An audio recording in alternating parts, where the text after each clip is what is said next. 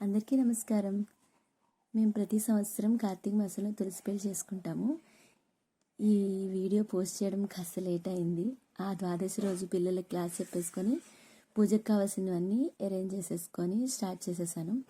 Already ఇంట్లో ఉన్న చిన్న టేబుల్ మీద కొత్త బ్లౌజ్ పరిచేసుకొని ఒక వాజులో నెమలీకలను పెట్టాను. చుట్టూ ప్లాంట్స్ పెడుతుంటే పిల్లలు మేము కూడా చేస్తామంటూ వచ్చారు.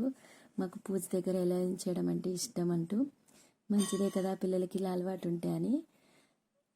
తర్వాత నేను స్కూల్ నుంచి వచ్చేటప్పుడు జొన్న మొక్కలు, మామిడి ఆకులు, పువ్వులు అన్నీ తెచ్చుకున్నా. ఆ జొన్న మొక్కల్ని పూల కుండీల్లో పెట్టుకుంటే మంచిగా పందిరిలాగా కనబడుతుందని ఐడియా వచ్చి అట్లా ట్రై చేశాను. బాగా కనబడింది. అచ్చు పెళ్లి పందిరిలాగా అనిపించింది. ఇంట్లో ఒక వెంకటేశ్వర స్వామి బొమ్మ ఉంటే దాన్ని మధ్యలో పెట్టేసుకున్నాను. వెంకటేశ్వర స్వామిని పూలతో అలంకరించుకున్నాను. ఇంట్లో తులసి మొక్క, ఉసిరి మొక్క, బిల్వపత్రం అవన్నీ ఇంట్లో రెగ్యులర్గా పెంచుకుంటాను.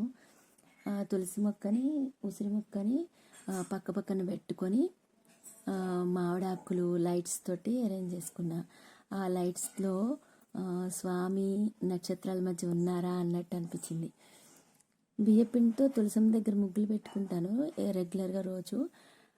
ఆ రోజు మాత్రం ఇంకా స్పెషల్, ఇంకా తులసి దగ్గర మూడు వైపులా పెట్టేస్తే ఇంకా కళగా అందంగా అనిపించింది. నేను వచ్చేటప్పుడే రకరకాల చామంతి పూల షాపులో చూశాను. అవి చాలా బాగా అనిపించి తెచ్చుకున్నా. వాటితో దేవుడికి అలంకరించుకొని ఉసిరికాయల్ని పై పార్ట్ కట్ చేసి దానిలో ఒత్తులు పెట్టేసి దీపం వెలిగించడానికి రెడీ చేసేసుకున్నా. యాక్చువల్గా నేను ఒత్తుల్ని ఆవు నీటిలో ముంచుకొని ఉంచుకుంటా. అంటే ముందు రోజు కానీ 2-3 అవర్స్ ముందు కానీ నానబెట్టి ఉంచుకుంటే చాలా మంచిగా వెలుగుతాయి. మళ్ళీ నెయ్యి యొక్క సువాసన చాలా బాగుంటుంది. ఏ పూజకైనా ఇలానే చేసి ఉంచుకుంటా, ఈజీ అయిపోతుంది. మళ్ళీ క్విక్గా కూడా చేసేసుకోవచ్చు. ఇప్పుడు మిగతా ప్రమిదల్లో కూడా ఒత్తులు వేసేసుకొని నూనె వేసుకొని ఉంచుకున్నాను. ఈ దీపం నాకు చాలా నచ్చి తీసుకున్నాను. మధ్యలో వెంకటేశ్వర స్వామి నామం, అటు ఇటు శంకు చక్రాలు. దీనిలో ఎక్కువ నువ్వుల నూనె వడ్డించుకొని అఖండ దీపంగా కూడా పెట్టుకోవచ్చు. ఏ పూజ ఉన్నప్పుడైనా నేను నాదస్వరం పెట్టుకుంటాను. నాదస్వరం పెట్టుకుంటే ఒక వైబ్ ఉంటుంది, చాలా బాగుంటుంది. అది వింటూ ఉంటే వైకుంఠంలో ఇలానే ఉంటుందా అని అనిపిస్తూ ఉంటుంది. రంగోలీ స్టెన్సిల్స్తో ముగ్గు పెట్టుకుంటే ముగ్గు ప్రింట్లానే వస్తాయి, చాలా క్విక్గా కూడా అయిపోతాయి. ఇది చూసారా ఎంత బాగుందో, నిజంగా పెళ్లి జరుగుతున్నట్లు అనిపిస్తుంది కదా. చాలా బాగా అనిపిస్తుంది. ముగ్గులతో, మామిడాకులతో, పువ్వులతో ఎంతో కళగా అనిపించింది. పువ్వుల్లో లక్ష్మీదేవి కొలువై ఉంటుందట.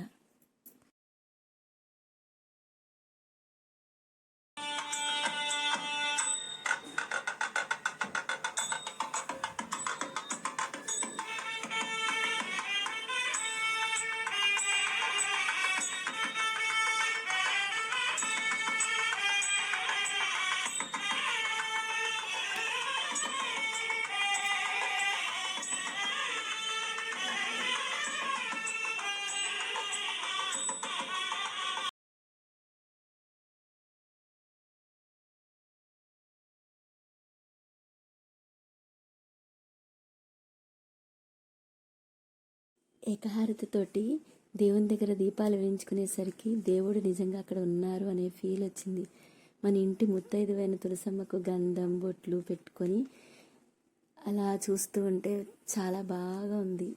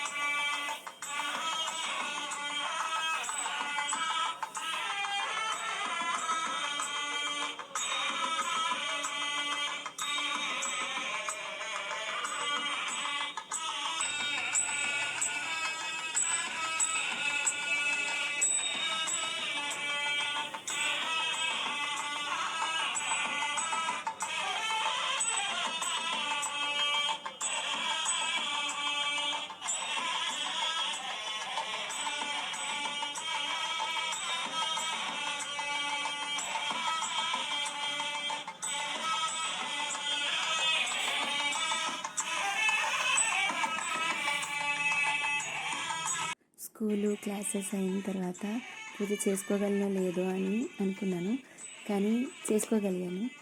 చేయాలని కోరిక ఉంటే దేవుడే తీరుస్తాడు అనిపించింది.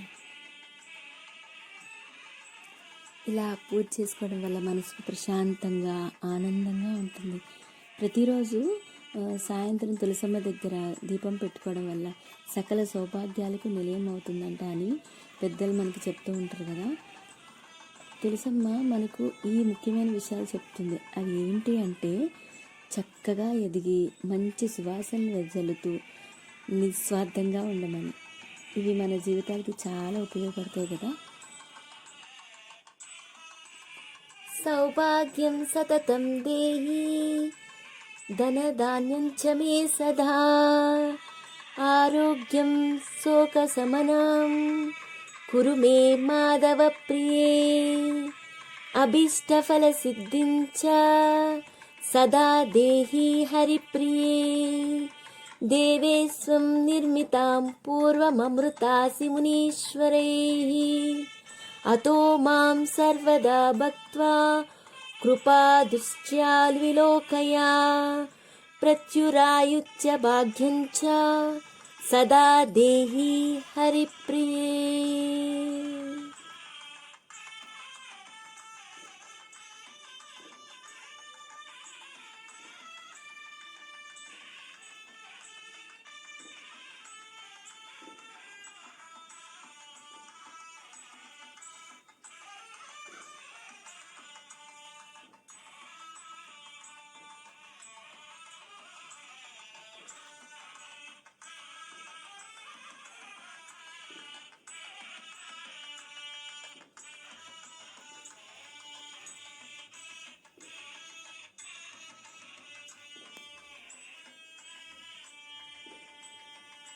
శ్రీ తులసి ప్రియ తులసి జయమునీయవే జయమునీయవే సతతము నిను సేవింతును సత్కృపగనవే జయహారతి గైకొనవే మంగళ శోభావతివే శ్రీ తులసి ప్రియ తులసి జయమునీయవే జయమునీయవే లక్ష్మీ పార్వతి వాణి అంశల వెలసి లక్ష్మీ పార్వతి వాణి అంశల వెలసి భక్తజనుల పాలించే మహిమలొలరుచూ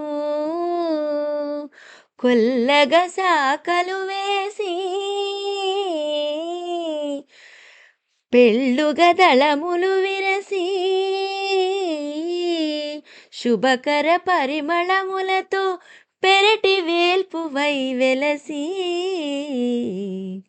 శ్రీ తులసి ప్రియ తులసి జయమునీయవే జయమునీయవే దళమునకొక విష్ణువుగా విష్ణు తులసివే శ్రీకృష్ణ తులసివే జయహారతి గైకొనవే మంగళ శోభావతివే శ్రీ తులసి ప్రియ తులసి జయమునీయవే జయమునీయవే.